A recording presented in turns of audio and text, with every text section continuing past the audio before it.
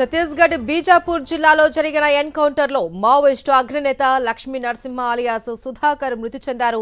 30 ఏళ్లుగా మావోయిస్టు పార్టీలో కీలకంగా పనిచేస్తూ వస్తున్న సుధాకర్ నేషనల్ పార్క్ అటవీ ప్రాంతంలో ఎన్కౌంటర్లో మరణించారు.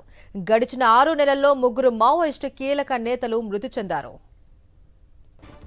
సుధాకర్ మృతికి సంబంధించి పూర్తి అప్డేట్స్ ఛత్తీస్గఢ్ భద్రాద్రి కొత్తగూడెం జిల్లా సరిహద్దు ప్రాంతం నుంచి మా ప్రతినిధి మహేందర్ అందిస్తారు. బీజాపూర్లోని నేషనల్ పార్క్ అటవీ ప్రాంతంలో భారీ ఎన్కౌంటర్ జరిగింది.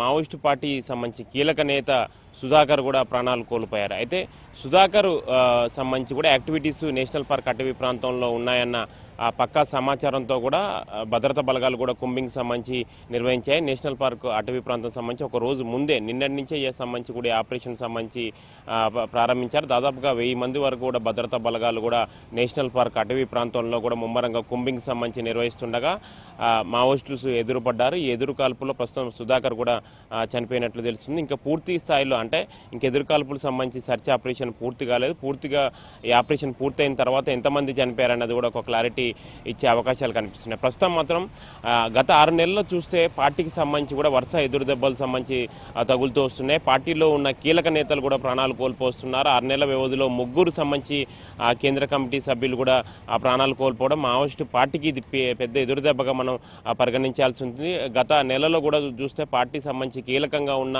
నంబాల కేశవరావు సంబంధించి మృతి చెందడమే ఆ పార్టీ ఇంకా జీర్ణించుకోలేని పరిస్థితి ఏర్పడింది. మళ్ళీ ఇప్పుడు సుధాకర్ కూడా పార్టీలో చాలా యాక్టివ్గా పనిచేస్తూ వస్తున్నాడు. 30 ఏళ్లుగా కూడా పార్టీ కార్యక్రమాల్లో చాలా చురుకుగా పాల్గొంటూ వస్తున్నాడు. మావోయిస్టు రిక్రూట్మెంట్ సంబంధించి ప్రాసెస్లో కూడా సుధాకర్ పాత్ర చాలా కీలకంగా ఉంటుందని చెప్పుకోవాలి. అదేవిధంగా ఈ ఆయుధాలకు సంబంధించి సమకూర్చే విషయంలో కూడా సుధాకర్ చాలా యాక్టివ్, చాలా అనుభవం ఉంది.